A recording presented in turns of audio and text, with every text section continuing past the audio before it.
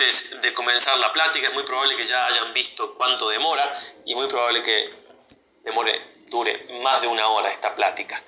Les pido disculpas, yo les había pedido una hora, les pido disculpas también porque no es tan fácil estar una hora escuchando a alguien, pero bueno, usen la tecnología y pongan un rato ahora, otro rato después. Hoy es domingo, en principio tienen un poco más de tiempo, si no la dejan para el resto de la semana. Abajo en la descripción del video en YouTube hemos puesto la división de acuerdo a los puntos que he tocado, con los minutos, para que puedan separarla fácilmente. Me pareció darla completa porque es importante la materia y bueno, les pido un poco de paciencia y bueno, para que aprovechemos lo más posible entonces esto de las reglas de discernimiento. En el nombre del Padre y del Hijo y del Espíritu Santo. Amén. Dios te salve María, llena eres de gracia, el Señor es contigo. Bendita tú eres entre todas las mujeres y bendito es el fruto de tu vientre Jesús. Santa María, Madre de Dios, ruega por nosotros pecadores, ahora y en la hora de nuestra muerte. Amén. San Ignacio de Loyola, ruega por nosotros. Vamos a tratar entonces en esta plática, recuerden, no es lo mismo que punto de meditación, esto no es para meditar después, sí pueden usarla para la vida espiritual, por supuesto, pero no es propiamente para la meditación. Hemos dado ya hace unos días la primera parte de las reglas para el discernimiento de espíritu para la primera semana de los ejercicios. San Ignacio da dos series de reglas, una para la primera semana y otra para la segunda semana, pero no tienen que entenderse que si yo trato esta regla de la primera semana en la segunda, como de hecho estoy faltando en algo. No, simplemente San Ignacio lo que quiere decirnos con esto es que nosotros tenemos estas reglas que son para la primera semana, tenemos que aprenderlas bien, tenerlas en cuenta cuando vamos empezando a tomarnos en serio la vida espiritual. Y una vez aprendidas y sabidas, entonces sí, vamos a dedicarnos a las segundas reglas que son más breves y que suponen estas y la vamos a ver más adelante. Entonces ahora vamos a ver la segunda parte de esta primera regla, ¿sí? Las primeras para la primera semana. Vimos hace unos días las 4 primeras reglas, ahora vamos a ver las 10 restantes, son 14 estas reglas de la primera semana, comienzan en el 313, nosotros vamos a partir ahora del 318 en adelante, porque repito, ya vimos las 4 primeras. Antes de comenzar con la quinta regla, entonces, simplemente recuerdo lo que dijimos in extenso en la primera plática, que tenemos que darle importancia a nuestro mundo interior. Tenemos que darle importancia a nuestros pensamientos, aunque no los veamos con nuestros ojos, no por eso dejan de ser importantes, es más, son más importantes, porque lo que vemos a los ojos es material y los pensamientos son espirituales. Con esa diferencia ya está todo dicho, si se quiere. Entonces, no puedo dejar que un pensamiento entre en mi alma, me produzca ciertos sentimientos, me haga lo que quiera y después se vaya como si no hubiera nadie que cuida. No, mi alma, que es mucho más importante que mi cuerpo, al cual se lo protege tanto de virus y qué sé yo, no tiene nada de malo, pero tenemos que proteger nuestra alma. Mi alma es un lugar donde está el Espíritu Santo, es templo del Espíritu Santo. Y si no estoy en gracia, quiero que sea el templo del Espíritu Santo. Tengo que cuidar, entonces tengo que poner a las puertas de mi alma un custodio. Ese soy yo, en mi vida interior. Y un pensamiento que entra hasta las puertas de mi alma, es decir, un pensamiento que me viene y que me quita la paz. Yo tengo que ficharlo, y a ver qué, repito lo que decía en la otra charla, pero me parece importante. A ver, ¿qué hace esta persona acá en este lugar que yo estoy cuidando? ¿Qué hace esta persona en mi casa? ¿Qué hace? Si bajo acá al primer piso de la casa parroquial y hay alguien, bueno, le preguntaré qué necesita, la puerta estaba cerrada, a ver. Y si la puerta estaba abierta, bueno, tengo que dejar la puerta cerrada. En la iglesia no, digo de la casa parroquial. Entonces, son ejemplos muy sencillos, pero aplíquenlo a la certeza que tenemos que tener de la importancia de manejar, con la gracia del Señor, por supuesto, qué pensamos y qué no pensamos. Porque los pensamientos ante Dios están a la vista, además de lo que venimos diciendo, totalmente a la vista. Dios nos ve a nosotros, Dios es espíritu, nos ve a nosotros como ve nuestros pensamientos. Estoy hablando sobre todo del pensamiento que yo manejo. Dios ve todo, pero digo, si yo un pensamiento lo rechazo, ante Dios tengo el mérito de haberlo rechazado, pero un pensamiento que yo acepto, que no me importa, no me importa. Así como tengo que cuidar mi salud por amor a Dios, porque me la regaló Él, así tengo que cuidar lo que pienso, porque también el alma me la regaló Él. Así que no crean que le dan mucho tiempo a este tema, porque es demasiado importante. Y si tengo un pensamiento que viene y que viene y que viene, pues si no es de Dios, porque me di cuenta, porque me quita la paz, porque es una tentación clara de alguna cosa, porque, bueno, ya vamos a ver algunas reglas acá, habrá que atacarlo una vez, hasta acá llegaste, no pasás para dentro de mi alma, no te dejo entrar en mi inteligencia, te dejo ahí en la imaginación, te dejo ahí. No, acá mando yo, con la ayuda del Señor y de nuestra Madre del Cielo, por supuesto, y a ellos invocamos muchas veces para que nos ayuden, por supuesto. Pero acá mando yo, acá no pasás, lo digo en castellano argentino, acá no pasás, hasta acá llegaste. Y lo digo una vez, y lo digo otra vez, y lo lucho, y lo lucho. Porque si no manejamos lo que pensamos, ¿cómo vamos a ser santos? ¿Por qué? Porque en definitiva de lo que pienso también es de lo que obro, y esos pensamientos producen sentimientos y tal, todo. Bueno, no quiero excederme en este tema, pero me parece que realmente hay que tomar conciencia de cuán trascendentales son, y que entonces tenemos que tener presente en nuestro mundo interior, discernir, rechazar lo que hay que rechazar y aceptar y aprovechar lo que hay que aprovechar. Recuerden también que la paz o la turbación que me puede producir un pensamiento es una muy buena manera de discernirlo. Ya lo dijimos antes, pero vale la pena, dado que no siempre lo tenemos presente. Cuando hubo una controversia en la iglesia de Antioquía, se enteraron los apóstoles y mandaron con Pablo una carta.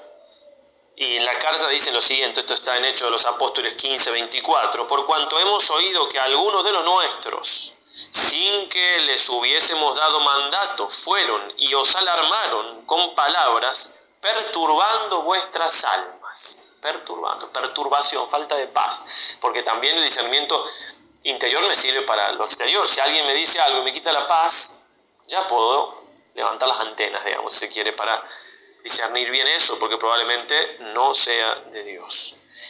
Y dice en el versículo 30, así despachados descendieron a Antioquía, Pablo y los demás, y convocando la asamblea entregaron la epístola, y al leerla hubo regocijo por el consuelo que les llevaba, ¿no? Una carta de los apóstoles que les trae la verdad, contra los otros que producían turbación, ¿sí? Porque iban con mentiras, con falacias, entonces los consuela.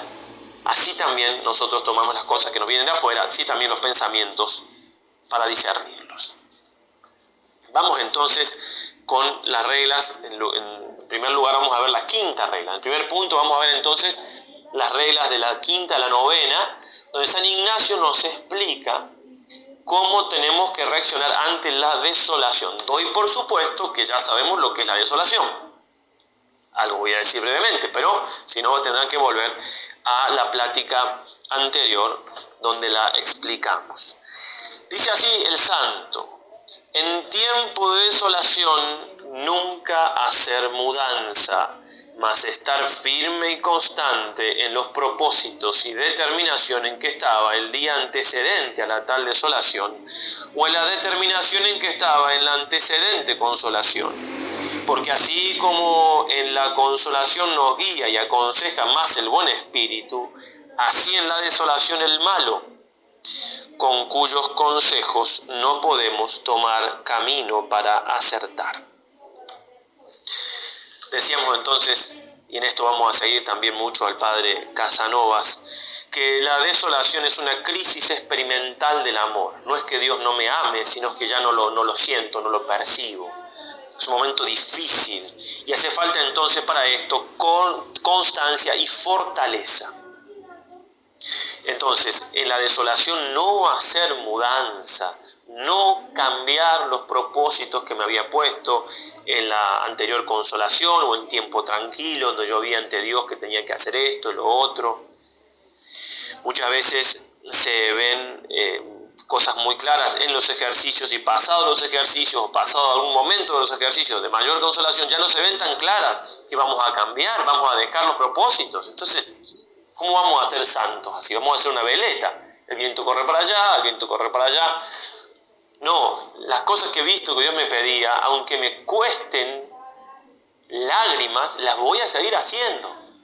¿Por qué? Porque lo he visto ante Dios. Porque si en consolación Dios me mostró eso, entonces habrá que seguir. Bertolt Brecht, un escritor alemán, decía: hay hombres que luchan un día y son buenos. Hay otros que luchan un año y son mejores.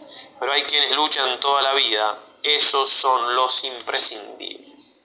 Si a veces podemos tener una voluntad impetuosa, sí, me lanzo a las cosas y pasan unos días y ya, o pasa un mes, o un poco más duro. No, hay que seguir constantes, una y otra vez, volver a los propósitos y no desistir en la lucha de cumplir con aquello que el Señor me mostró ser para mayor gloria suya y para mayor bien de mi alma.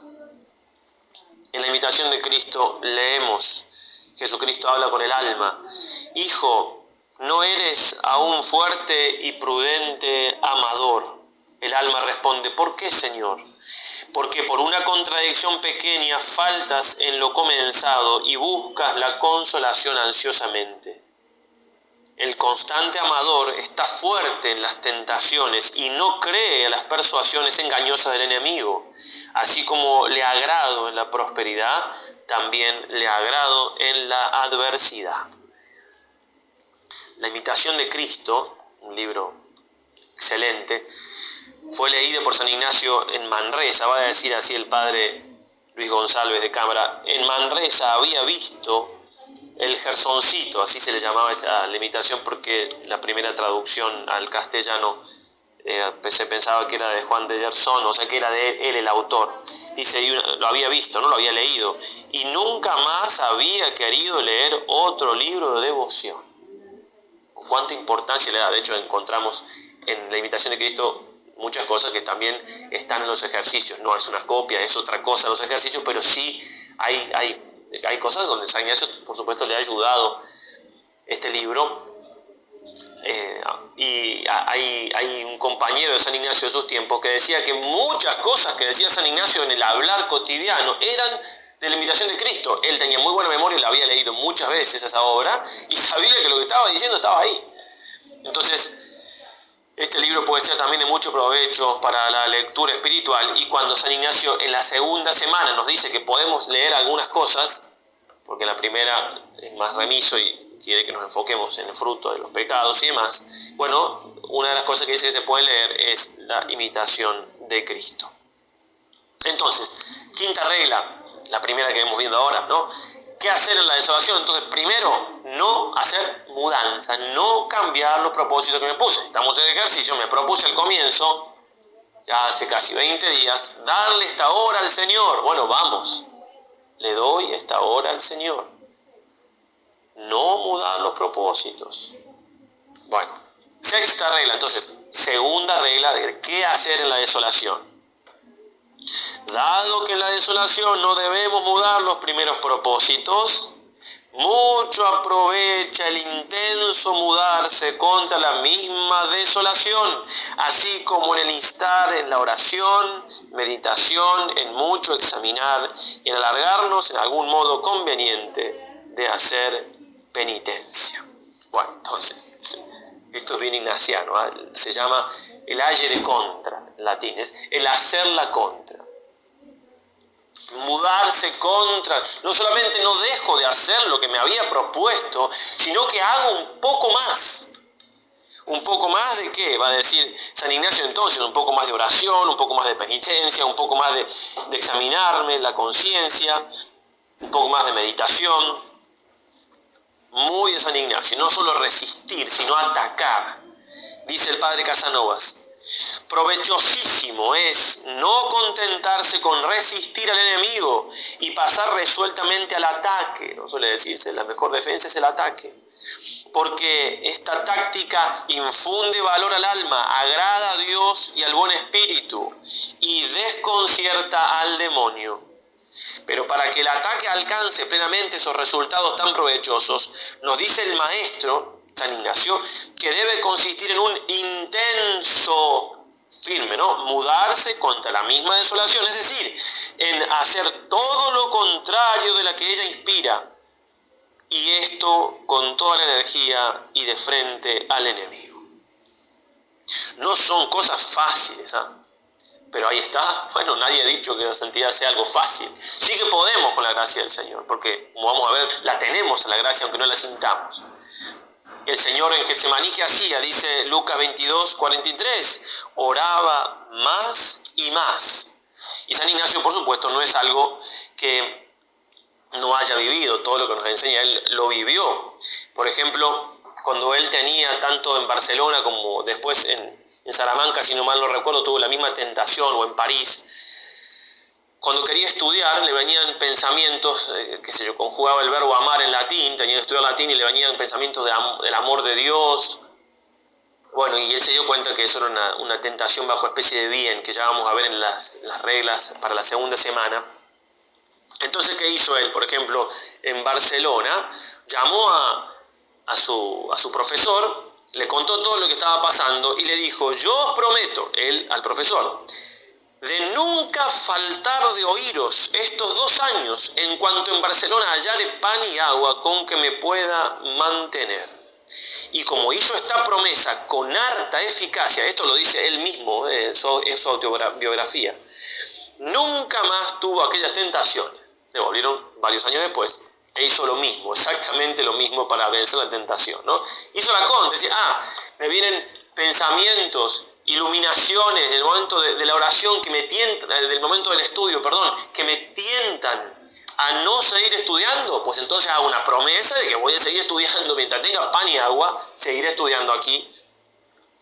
Eso es hacer la contra, ¿eh? En otro lugar, ya lo comentamos, pero vale la pena, cuando San Ignacio tenía miedo por haber atendido a un enfermo, de haberse enfermado él de peste, dice el peregrino de sí mismo, dice, la mano a él le empezó a doler de tal modo que le pareció que había contraído la peste, y era tan fuerte este temor que no lo podía vencer, hasta que con gran ímpetu se metió la mano en la boca, revolviéndola mucho dentro y diciendo, si tienes la peste en la mano, ahora la tendrás también en la boca. Y después de hacer esto, le desapareció la imaginación y el dolor de la mano. Eso es hacer la contra a la tentación, a la desolación. Repito, es algo difícil, pero que se puede y que se debe si queremos ser santos, y que nos trae mucha alegría y mucho consuelo de parte del Señor. Para las cosas difíciles, como se dice, se han hecho los grandes hombres. Vamos entonces ahora a la tercera regla contra la desolación, séptima regla de la lista completa que nos da el santo. El que está en desolación considere cómo el Señor le ha dejado en prueba en sus potencias naturales, para que resista las varias agitaciones y tentaciones del enemigo, pues puede con el auxilio divino, el cual siempre le queda, aunque claramente no lo sienta. Porque el Señor le ha abstraído su mucho fervor, crecido amor y gracia intensa, quedándole, sin embargo, gracia suficiente para la salud eterna. San Ignacio recién nos daba consejos para la voluntad resistir, la voluntad atacar. Con la voluntad hago esos actos, mientras más firme mejor. Ahora me da una idea tranquilizadora para la inteligencia, ¿sí? Me dice que en definitiva está todo bien, ¿no? ¿Por qué? ¿Por qué está todo bien? Y porque todo coopera para bien de los que aman a Dios. Romanos 8:28. No lo siento a Dios, me siento como que estoy solo, como que Dios me ha dejado, pero eso no es así. Siempre está el Señor ayudándome. Dios no abandona a quien no lo abandona a Él. Dice aquel adagio a manera, si se quiere, de como un dogma de la acción y de la espiritualidad, a manera de, por supuesto. Dios no abandona a nadie si primero no lo abandonamos nosotros. Entonces, si yo no lo he abandonado, es decir, si estoy tratando de hacer las cosas bien, aunque no lo sienta, me sienta solo, estoy desolado, parece que no está Dios no se fue, Dios está, y la gracia es suficiente para seguir adelante, para perseverar, para resistir, me la sigue dando. Como aquella tentación que tuvo Santa Catalina de Siena, siendo ya religiosa y de mucha vida espiritual, se le apareció en figura humana el demonio, etc. Y con cosas obscenas, una tentación muy fuerte, muy fea, y después se le apareció el Señor, y como suelen hacer los santos, porque digo, en ese sentido tienen esa libertad de espíritu, le reclamó al Señor: Señor, ¿dónde estabas? Me dejaste sola. Y Jesús le dijo: Catalina, ¿caíste? No, le dijo. Bueno, ahí estaba yo. Ahí estaba yo. Jesús no nos deja nunca. Por eso, estar tranquilos, que aunque el auxilio divino no se sienta, aunque me parezca que el Señor me ha dejado, Él no me ha dejado. Es una prueba, no es un abandono. Dios no me abandona. Dice Job 12:13, porque eras acepto a Dios, por eso fuiste tentado. Es una prueba, primero eso. Dios nos deja aparentemente, ¿sí? Lo que nos quita solamente es el consuelo sensible, el sentir que Él está con nosotros. Pero la convicción interna en mi inteligencia es que Dios nunca me va a dejar, porque es así. 1 Corintios 10:13, fiel es Dios y no permitirá que seáis tentados por encima de vuestras fuerzas, sino que de la misma tentación os hará sacar provecho para que podáis sosteneros. En cuarto lugar, octava regla, ¿qué hacemos en la desolación también? El que está en desolación trabaje de estar en paciencia, que es contraria a las vejaciones que le vienen, y piense que será presto consolado poniendo las diligencias contra la desolación, como está dicho en la sexta regla. Otra cosa más que nos ayuda en este momento es tener paciencia. ¿Por qué? Porque no estuve siempre desolado, que la desolación nos hace pensar esto, como que toda la vida estuvimos desolados desde el primer momento que tuvimos uso de razón, o que no se va a ir más. Y eso no es así. Se va a ir la desolación. Así como llegó, se va. Así como vino la noche, después llega el día. Y Dios está conmigo, entonces resisto, hago la contra y me quedo pacientemente esperando la hora del Señor. Y renovar los propósitos, aunque sea por este día. Hoy voy a hacer lo que debo, hoy voy a cumplir con lo que me propuse. No sé mañana qué disposición voy a tener, si estoy vivo incluso. Bueno, hoy, con la gracia del Señor, voy adelante, porque la desolación, así como llegó, así también se irá. Y mientras más ayer contra haga, más entonces voy a lograr más rápidamente que se vaya. Dice así la imitación de Cristo: cuando te fuere quitada la consolación, no desesperes inmediatamente, mas espera con humildad y paciencia la visitación celestial, porque poderoso es Dios para volver a darte una mayor consolación. Importante, poderoso es Dios, y en sus manos estamos. En Él hay que confiar, en Él descansar, tener paciencia y hacer lo que debemos para superar ese momento difícil. La quinta regla y última que nos da San Ignacio contra la desolación, o para ayudarnos en ese momento difícil, es explicarnos las causas por las cuales podemos estar desolados. Dice así: 3 causas principales son: en primer lugar, por ser tibios, perezosos o negligentes en nuestros ejercicios espirituales, y así, por nuestra falta, se aleja la consolación espiritual de nosotros. La segunda, por probarnos por cuánto somos y en cuánto nos alargamos en su servicio y alabanza, sin tanto estipendio de consolaciones y crecidas gracias. La tercera, por darnos verdadera noticia y conocimiento para que internamente sintamos que no es de nosotros traer o tener devoción crecida, amor intenso, lágrimas, ni otra alguna consolación espiritual, mas que todo es don y gracia de Dios nuestro Señor.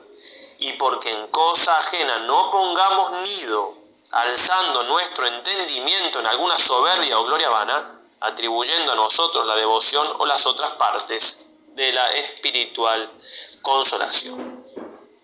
Necesario era entonces esta aclaración para ayudarnos a nosotros en el momento de la desolación. Y las causas que pone San Ignacio acá son principales. Puede haber otras, por supuesto, pero nos pueden ayudar muchísimo tener en cuenta estas 3 causas. En primer lugar, por ser tibios, perezosos o negligentes en el servicio de Dios. Bueno, pasa también a nivel humano, psicológico. Cuando uno hace alguna cosa sin ganas, termina dejándola antes de tiempo, termina no encontrándole gusto a las cosas. Cualquier cosa a la cual nosotros nos dedicamos con ahínco, decía un sacerdote, si leo un libro sobre hormigas y lo hago con mucho interés, voy a terminar con ganas de leer otro libro de hormigas. Bueno, tomemos eso en sentido amplio. Cualquier cosa a la cual le podamos nosotros poner mucha fuerza en nuestra vida, nos va a ayudar eso a que no nos sintamos desolados, ¿no? Lo dice San Juan de la Cruz en una frase hermosísima: donde no encuentres amor, pon amor y sacarás amor. Las cosas de algún modo nos devuelven lo que le damos. Las actividades, las cosas que hacemos, y lo mismo se aplica exactamente a la vida espiritual en cuanto tal. Cualquier cosa que me proponga hacer yo, si no la hago con el alma, y pensemos, a ver, no es tan difícil, ¿no? En la vida religiosa, un novicio, una novicia que entra y no reza con ganas, no está atento en la misa, y bueno, va a pasar un tiempo, va a querer irse. O un matrimonio que no buscan la fidelidad en todas las cosas y no se tratan con cariño, y bueno, va a pasar el tiempo y van a terminar pensando que no son el uno para el otro, y lo aplican ustedes a cualquier otra cosa, ¿no?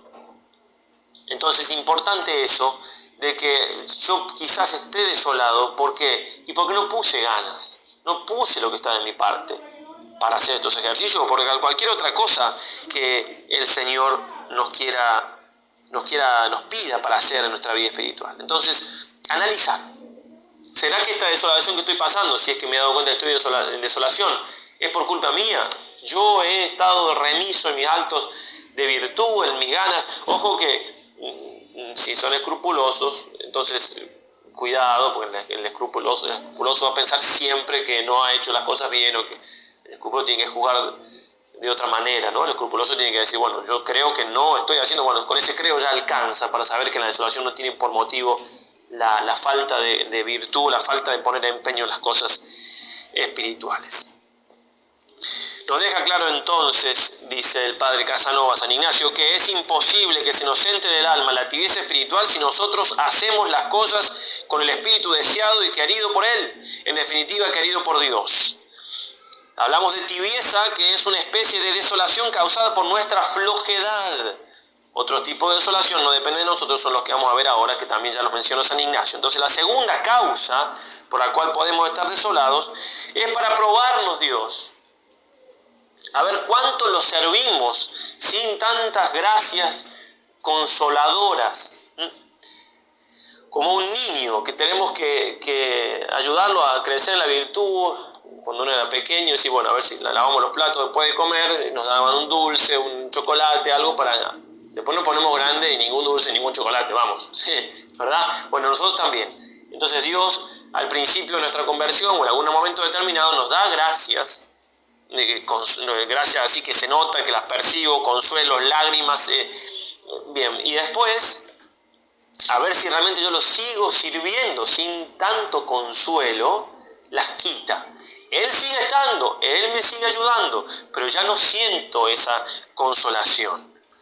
Va a decir el Kempis, cabalga bien el que es sostenido por la gracia de Dios. O sea, es fácil cuando uno está consolado. Ahora, Dios quita la consolación y, bueno, ahí justamente es cuando uno tiene que poner más de su parte y resistir, como ya lo habíamos dicho.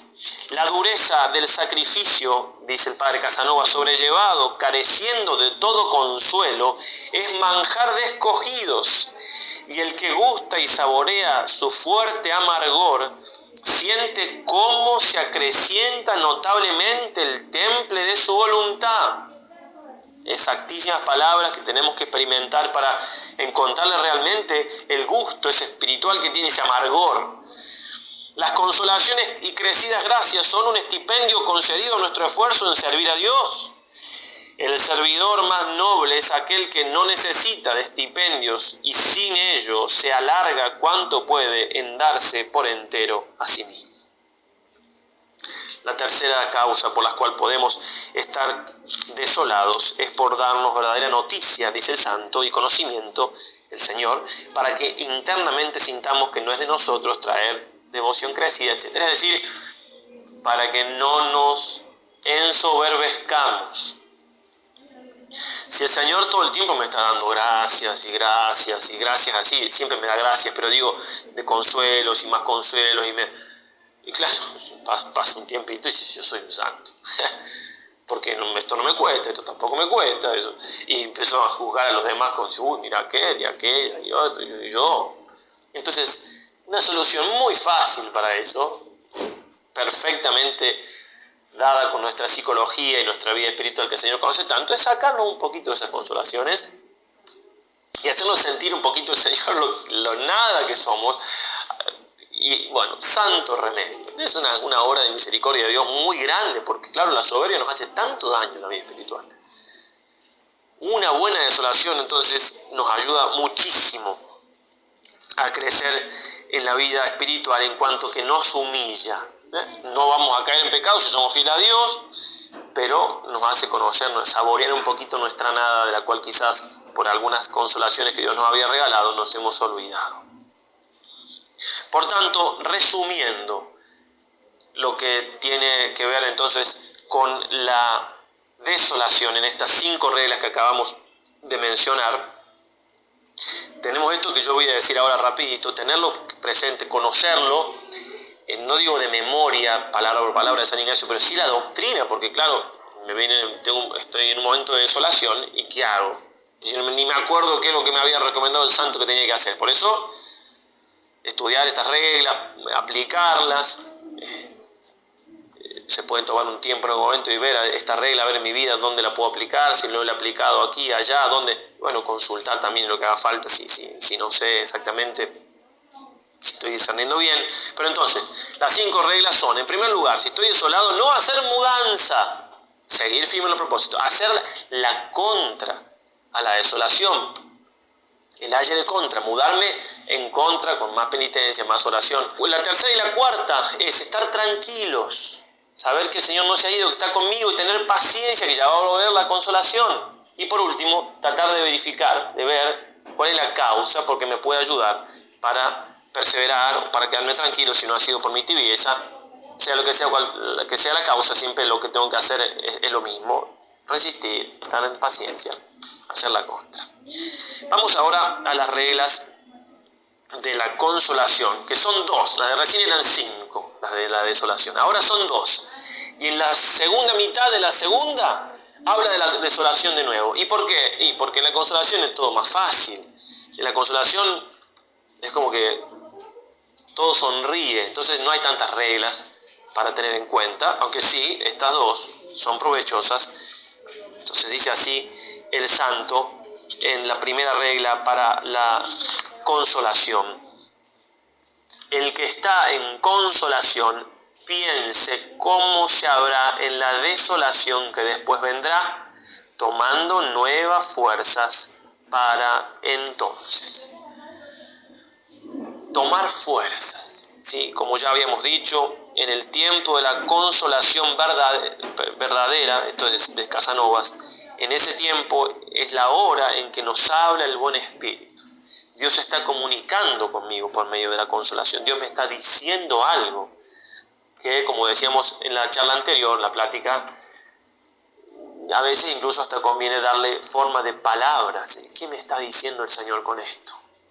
Que me ama, que puedo ser santo a pesar de mis miserias, que me espera en el cielo, que esta vida pasa y no me tengo que hacer tanto problema. Bueno, lo que sea, ¿no? Tratar de entender qué me está diciendo Jesús, qué me está diciendo María Santísima, qué me están transmitiendo para que yo tome fuerzas para adelante, para cuando venga en este momento de luz, voy a ver todo, a ver, acá hay luz, esto está así, esto está así, acá, esto va acá, bueno, se apagó todo, no me voy a poner a llorar, es que yo sabía que esto estaba acá y esto estaba allá y allá había tal cosa, ya vendrá la luz de nuevo. Dice la invitación de Cristo, se nos da la consolación divina para que nos fortifiquemos para resistir las adversidades, y se sigue la tentación para que no nos envanezcamos del bien. resumiéndolo con lo que ya decíamos. 2 Corintios 1, 3 y 4. Bendito sea el Dios y Padre de nuestro Señor Jesucristo, Padre de las misericordias y Dios de toda consolación, que nos consuela en toda tribulación nuestra, para poder nosotros consolar a los que están en toda tribulación, mediante el consuelo con que nosotros somos consolados por Dios.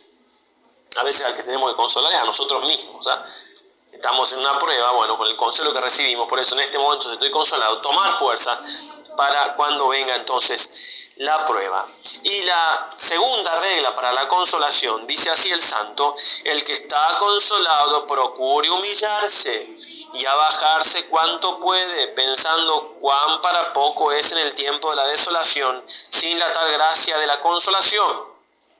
Y ahora, como decíamos, vuelve a hablar de la desolación. Por el contrario, piense el que está en desolación que puede mucho con la gracia suficiente para resistir a todos sus enemigos, tomando fuerzas en su Creador y Señor.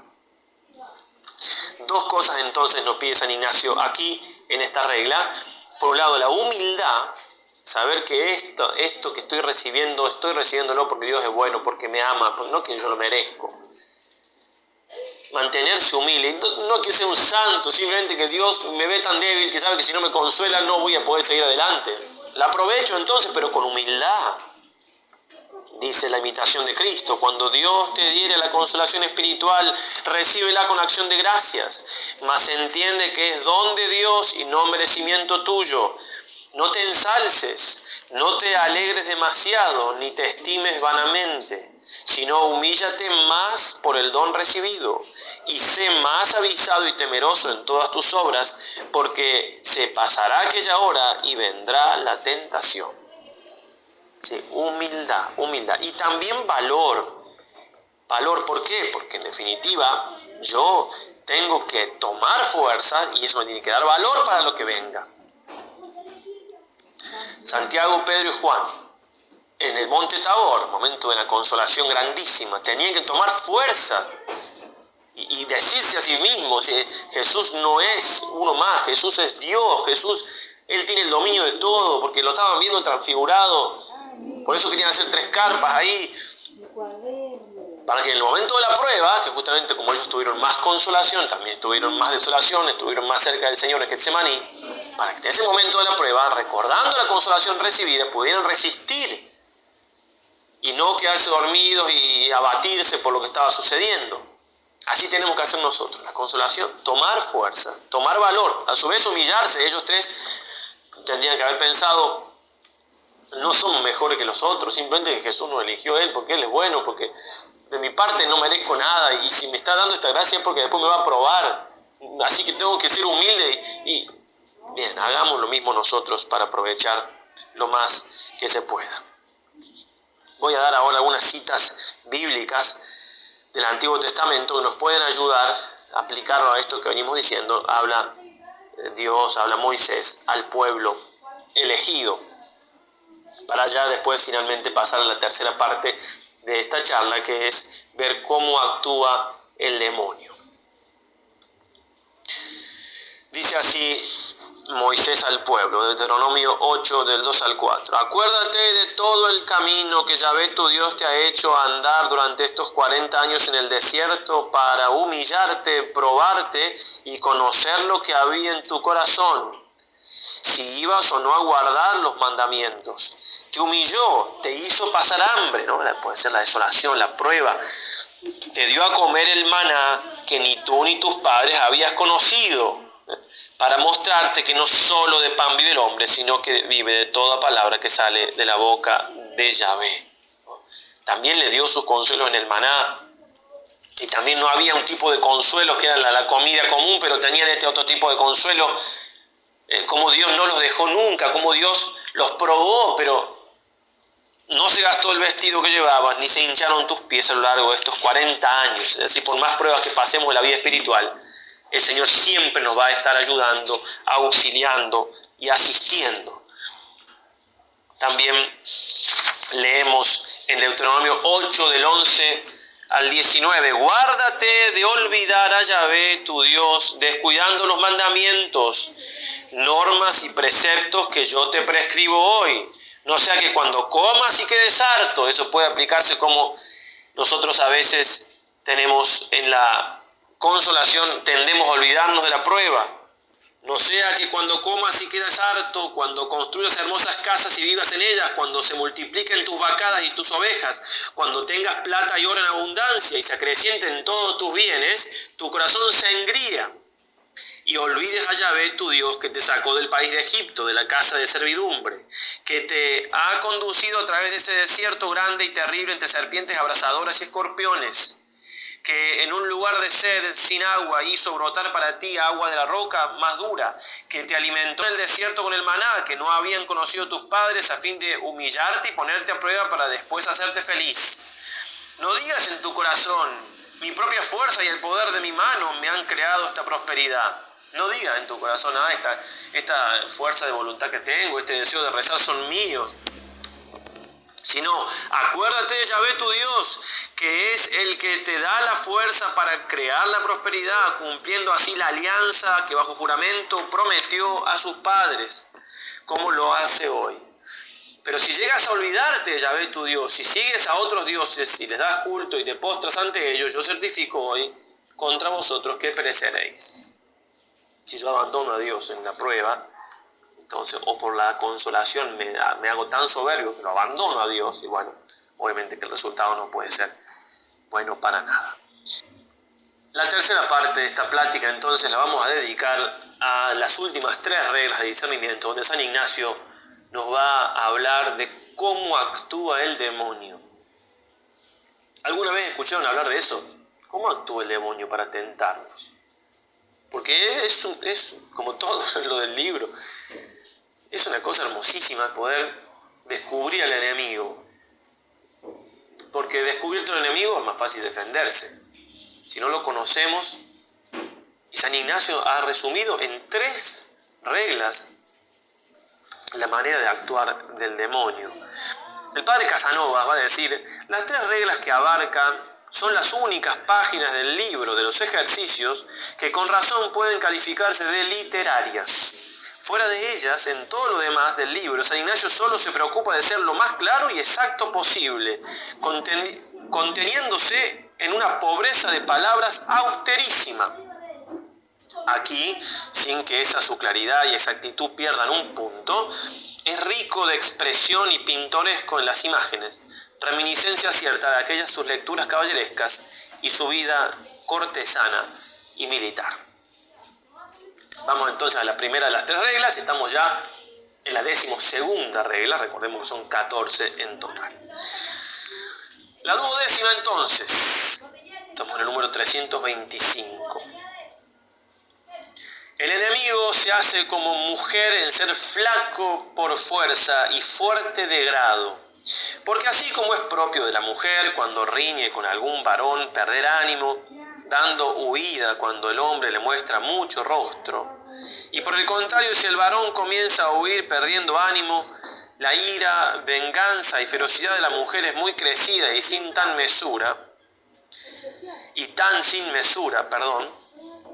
de la misma manera es propio del enemigo enflaquecerse, perder ánimo, dando huida a sus tentaciones, cuando la persona que se ejercita en las cosas espirituales pone mucho rostro contra las tentaciones del enemigo, haciendo el opposito per diametrum, es decir, lo diametralmente opuesto. Y por el contrario, si la persona que se ejercita comienza a tener temor, a perder ánimo en sufrir las tentaciones, no hay bestia tan fiera sobre la faz de la tierra como el enemigo de natura humana en prosecución de su dañada intención con tan crecida malicia. No colocarnos entonces nunca a la defensiva con nuestro enemigo, sino, como ya lo hemos dicho, atacarle siempre con vigor y fortaleza hasta derrocarle, era el padre Casanovas. Pone un ejemplo para esto San Ignacio, que puede gustarles, puede no, es un ejemplo simplemente, que refiere entonces a una pelea o una disputa entre un hombre y una mujer, que si el hombre le pone rostro a la mujer se achica, y si el varón no lo hace, no le pone rostro, es decir, no se pone firme, la mujer es muy despiadada. Tómenlo o no, digo, no quiero ofender a nadie, en definitiva, acá lo importante es aplicarlo al demonio. El demonio entonces es así, es el débil, dice el padre Casanovas, ante la fuerza y fuerte ante la debilidad y los halagos, tímido y huidizo cuando resueltamente se le hace cara, lleno de ira, de venganza y de ferocidad desenfrenada, como la fiera más salvaje si el hombre se acobarda y empieza a retroceder. Es cierto, va a decir San Pedro, 2 Pedro 5:8, que el demonio es como un león rugiente que anda buscando a quien devorar. Pero es un león atado. Entonces, es bueno el pensamiento de que el diablo es un pobre diablo, en definitiva, que no puede nada contra nosotros si nosotros estamos con Dios. Si no estamos con Dios, obviamente que es un ángel, y aunque un ángel caído sigue siendo un ángel. Entonces, si uno no está con la ayuda del Señor, obviamente que va a caer en cualquier tentación, en cualquier pecado. Pero estando con Dios, estoy en gracia de Dios, Dios me protege, me ama, ¿qué me va a hacer? Como vamos a leer dentro de unos instantes, San Juan de Ávila dice: hay que tener una santa soberbia. Es un pobre diablo, porque si uno le tiene miedo y se asusta, él toma más fuerza. Puede servir aquello de Eva, ¿no? Con el demonio. Así que no pueden comer de ningún árbol del jardín, mentira, ¿no? Una falacia. Algo de verdad había y algo de verdad, digo, había cosas que estaban mal, el pecado existía, podían pecar si querían. Y ella, en lugar de, empieza como un diálogo, no es que le tiene miedo, ¿no? Pero digo, se puede entender en ese sentido como llevarle la punta, es decir, hacerle caso, como si valía la pena escucharlo. Va a decir así San Agustín, comentando aquello de Santiago 4:7, resistid al diablo y huirá de vosotros. Dice él: antes de la venida de Cristo andaba el diablo suelto. Cristo, al venir, hizo con él lo que dice el Evangelio: ató al fuerte. Pero dirá alguno: si está atado, ¿por qué puede todavía tanto? Verdades, hermanos carísimos, que prevalece mucho, pero es a los tibios y negligentes y a los que no temen de veras a Dios a los que domina. Atado está como perro a la cadena y nadie puede morder más que al que con mortífera seguridad se le acerca. Considerad, hermanos, cuán necio es el que se deja morder de un perro atado a la cadena.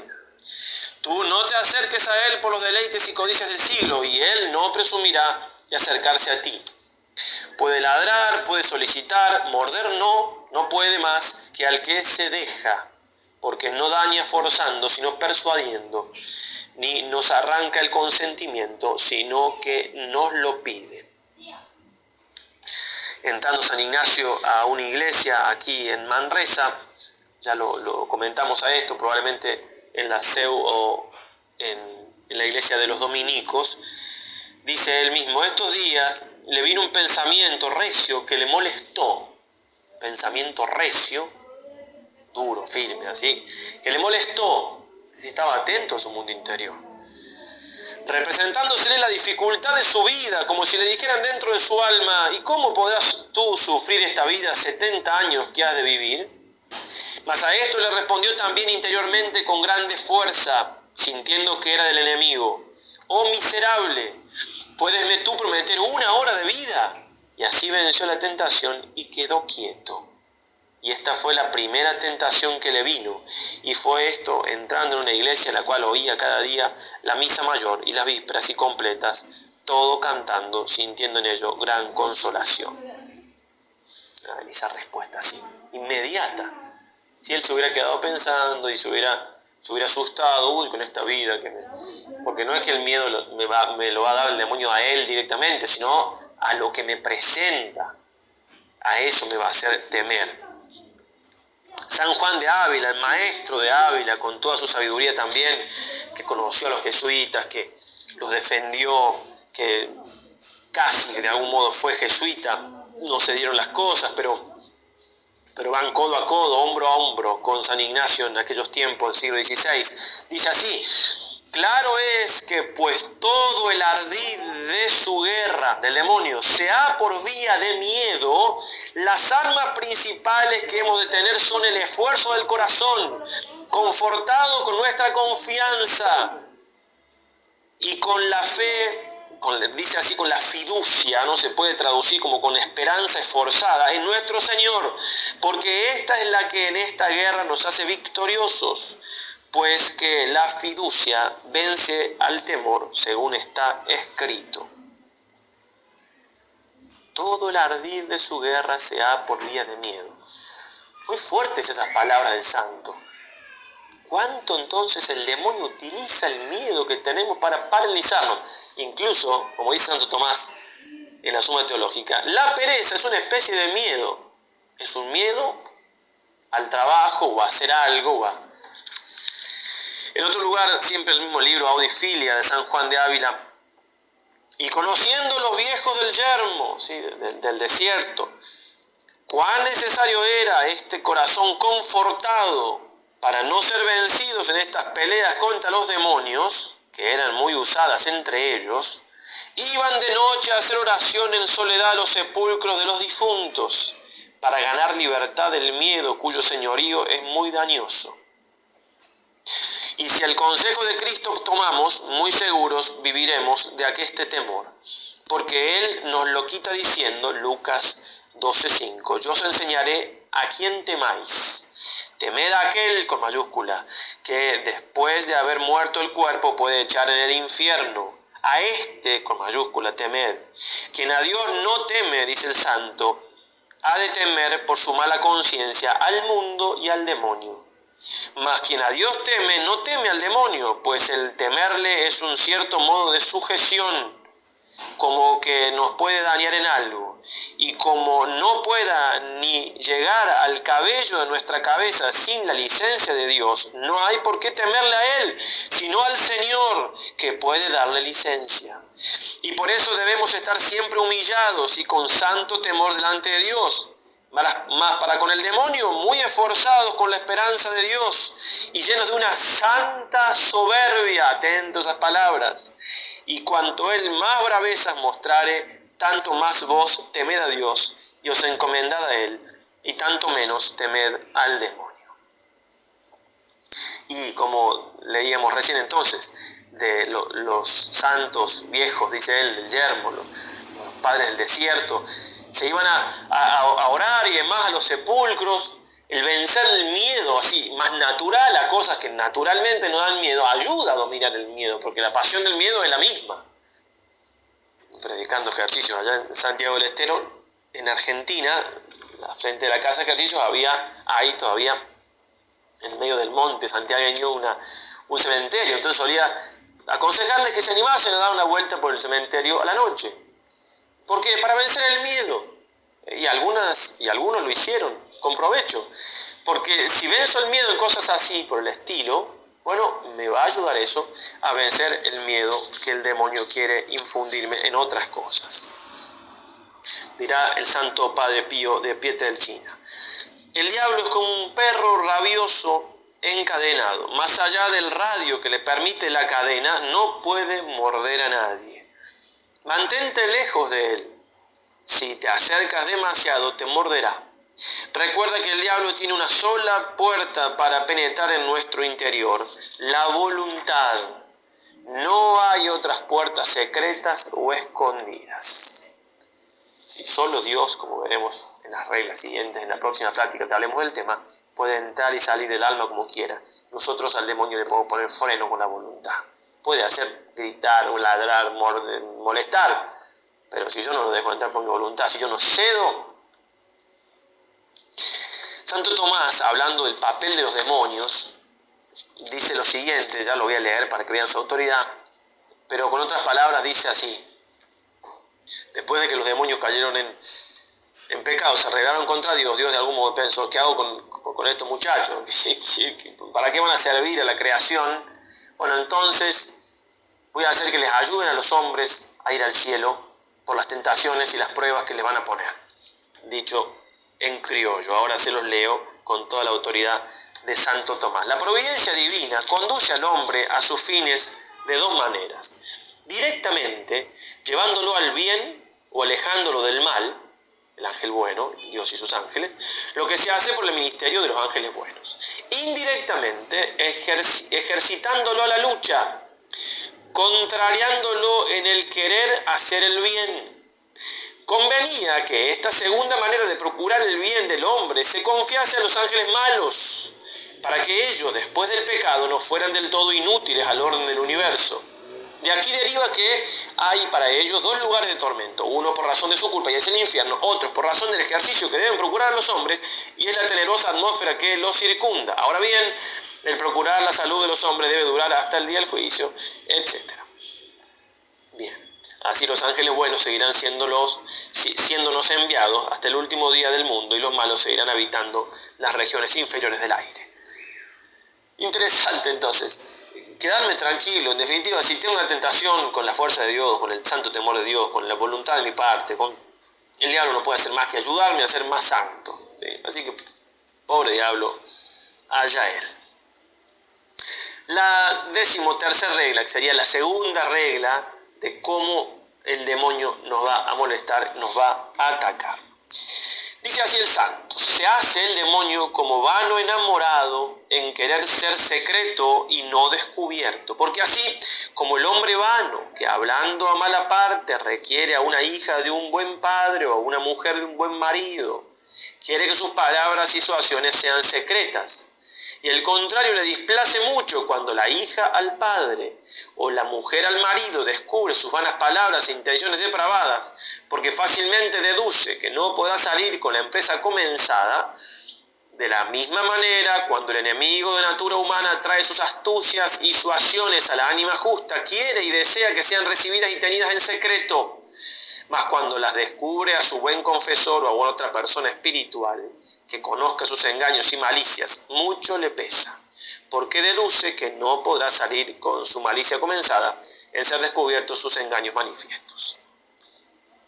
En la anterior hablaba de la mujer comparándola con el demonio, ahora habla del hombre, un amante, o que quiere transformarse en un amante, ¿no? Que requiere a la hija de un buen padre o a la mujer de un buen marido, que la seduce, que no va a querer que ni la hija le cuente al padre ni la mujer le cuente al marido, porque obviamente que se acaba su empresa, su mala empresa comenzada. Lo mismo el demonio con nosotros. No va a querer el demonio que uno, las situaciones que él nos trae, las cuente a nadie. Estoy hablando de una persona que nos puede ayudar, una persona espiritual, un confesor, un director espiritual. No va a querer. ¿Por qué? Y porque deduce que una vez que uno la cuenta, la tentación, la vence. ¿Sí? De tentación declarada, tentación casi ganada, como dice el dicho. En el Antiguo Testamento, los hombres podían consultar con Dios casi, si se me permite, como si fuera por medio del profeta, como si fuera un teléfono. Iban al profeta, el rey le decía: ¿querrá Yahvé que haga esta guerra o no? El profeta consultaba con Yahvé, con Dios, pasaba unos días, un tiempo, y daba la respuesta literalmente. Yahvé dice tal cosa, a veces incluso se interpretaba mal y...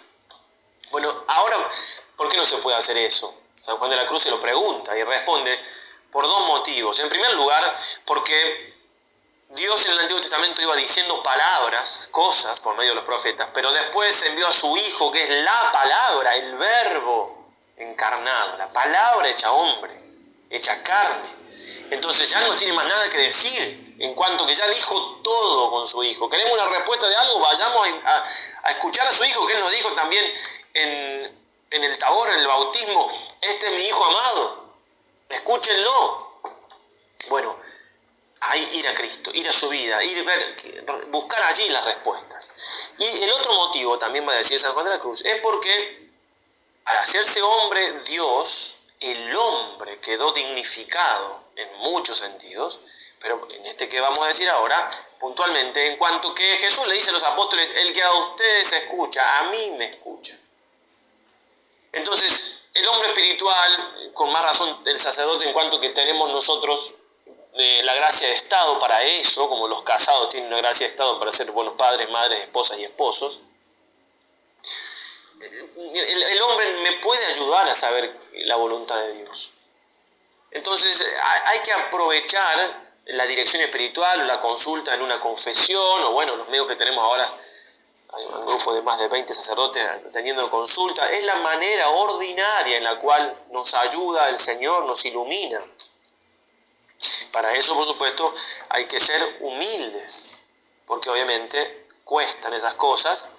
Incluso nosotros los varones, por naturaleza, somos de consultar menos, está bien, parte de nuestra naturaleza, pero a veces el demonio nos tienta por ahí y nos creemos más autosuficientes y nos cuesta consultar, abrir el corazón. Pero es algo trascendental en la vida espiritual, ¿sí? Santa Catalina de Bolonia cuenta que el demonio se le apareció muchas veces en forma de Cristo crucificado, recomendándole que obedeciese ciega y prontamente a él. Pero de vez en cuando y bajo especie de mejor bien, le sugería muchos juicios contra el mandato del superior, y ella hubiese sido engañada si, llena de desconfianza en sí misma, no hubiese manifestado cuánto le pasaba a su superior. También en la vida de Santa Teresa de Ávila se cuenta cómo ella se le aparecía al Señor y le pedía que hiciera tal cosa, y ella hablaba con el confesor y el confesor le decía que no. Y entonces ella volvía, cuando volvía a hablar con el Señor, le decía, bueno, pero... Y el Señor le decía, no, hasta que no te diga que sí. Bueno, y después obviamente el Señor hacía que el confesor le dijera que sí, pero respetaba el Señor el orden que él mismo había puesto. Por supuesto, estamos hablando de una persona espiritual o un sacerdote que conozca de estas cosas, que uno vea que pueda, ¿no?, de algún modo, aunque no sea un director espiritual, porque también se da esto con el director espiritual propiamente hablando, que sea una consulta por puntual, y con el director espiritual con más razón, ¿no? Hay que ver a quién le consulta uno. San Juan de la Cruz dice, ¿no?, ve a cada uno en manos de quién se pone, porque tal es el Padre, tal es el Hijo. En la vida espiritual hay mucha influencia de nuestro director espiritual hacia nosotros. Pero, dadas esas condiciones, entonces animarse a consultar y a hacer uso de este gran medio, porque si no, como bien nos dice San Ignacio, el demonio se transforma en ese vano enamorado y quiere que nos quedemos callados, que no digamos nada, y eso se va haciendo un lío y un lío. A veces incluso cuando uno empieza a pensar lo que tiene que consultar, ya se van acomodando las ideas, ya casi ya tiene la respuesta.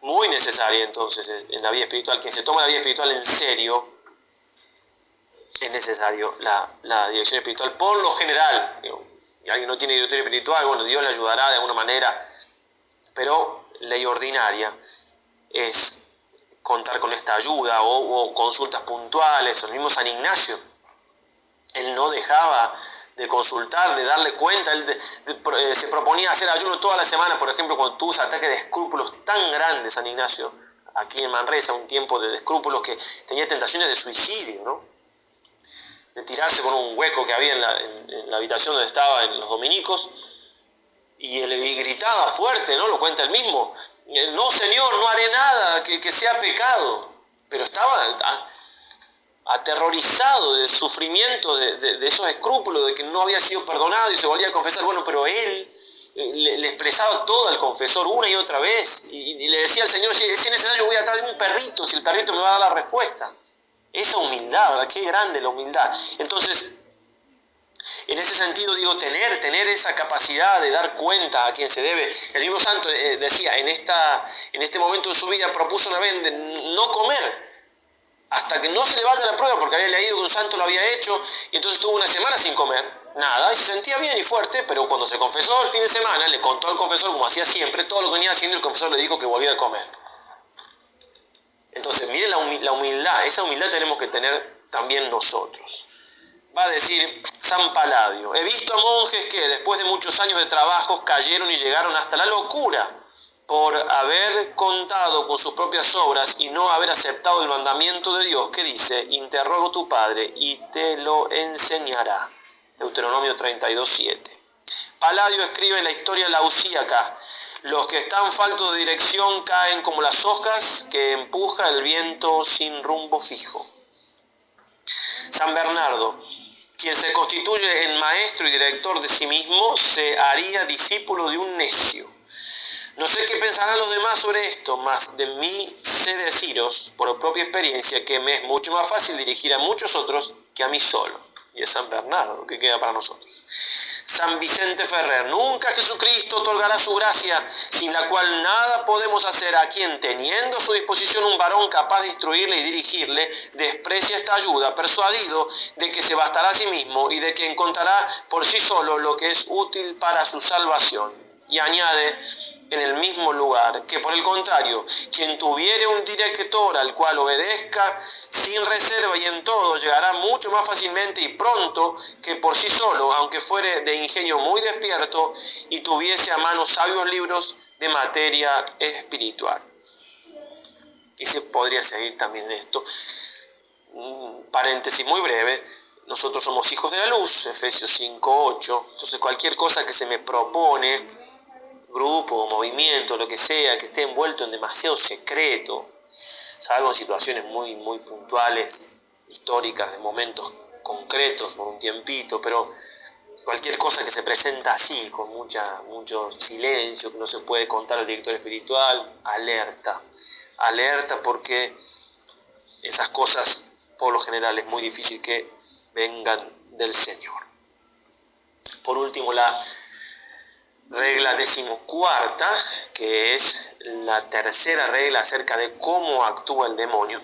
Dice así el santo: se hace el demonio a sí mismo como un caudillo para vencer y robar lo que desea, porque así como un capitán y caudillo del campo, asentando su real, su ejército, sus tropas, y mirando la fuerza o disposición de un castillo, le combate por la parte más flaca, de la misma manera el enemigo de natura humana, rodeando, mira en torno todas nuestras virtudes teologales, cardinales y morales, y por donde nos haya más flaco y más necesitados para nuestra salud eterna, por allí nos bate y procura tomarnos.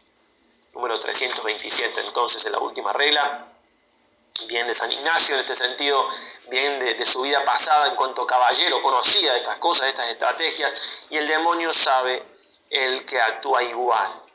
Y como se dice, más sabe por viejo que por diablo. El demonio nos conoce tiene nuestra historia clínica, si se quiere, nuestro primer pecado, todos nuestros pecados, las veces que hemos caído, que hemos herido, en qué.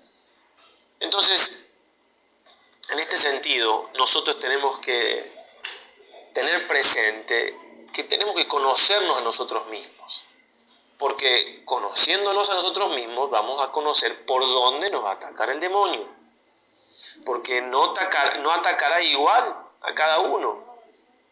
Tuve la gracia de ser maestro de novicios unos años y que uno lo puede ver también en general cuando hace dirección espiritual, pero digo, ahí se veía más patente cómo el demonio, depende cómo era el novicio, su forma de ser, su temperamento, sus costumbres que traía, el demonio lo tentaba para un lado o para el otro. Y le pongo un ejemplo muy sencillo, ¿no? Había momentos de deporte, ¿no? Entonces el que le gustaba, que por lo general a todos los novicios les gustaba hacer deporte, jugar al fútbol, si tenía una tentación con respecto a eso, es dejar de hacer algo que le tocaba quizás y que le quitaba ese tiempo. ¿Para qué? Y para dedicarse a eso que le gustaba más, que era hacer deporte. Si no le gustaba hacer deporte, la tentación iba a ser al revés, buscar alguna excusa, incluso bajo apariencia de bien, hacer una obra de caridad para no ir. Bueno, es muy sencillo este ejemplo, repito, pero a lo que voy es que tengo que ver cómo me tienta a mí el demonio. Entonces tengo que analizarme, tengo que conocer mis temperamentos. Le ofrecemos también aquí debajo un texto para eso, lo pueden para después, no hace falta que lo hagan todo ahora, pero para conocer el temperamento que tenemos, y después la historia nuestra, en que hemos caído, en que no, donde nos aprieta más el zapato. Hablaremos también más adelante un poco más de este tema, pero al que no se ha mortificado su sensibilidad, por ejemplo, el demonio le hará ver que no, fulano de tal te miró así, te miró asá. Al que es iracundo le pondrá pensamientos de iracundia en contra de los demás. Al que es perezoso, motivo para seguir en su pereza. Y así, cada uno tiene que ver, ¿no? Cada uno tiene que ver y analizar dónde nos aprieta el zapato, porque allí atacará más el demonio. Y ahí entonces donde veo que soy más débil, pero primero, repito, tengo que saber dónde soy más débil, cuál es mi debilidad. Y a veces somos tan poco avesados en la vida espiritual y tan poco inteligentes para esta cosa del espíritu, que a lo mejor para una persona que vive con nosotros es obvio lo que nos cuesta más. Y nosotros, entonces a veces, incluso los que están casados con su cónyuge, bueno, humildemente, sí, bueno, ¿dónde te parece que yo tendría que mejorar? ¿Dónde te parece que yo...? Porque a veces aún en una relación de mucha confianza, como es el caso del matrimonio, hay cosas que no se suelen decir porque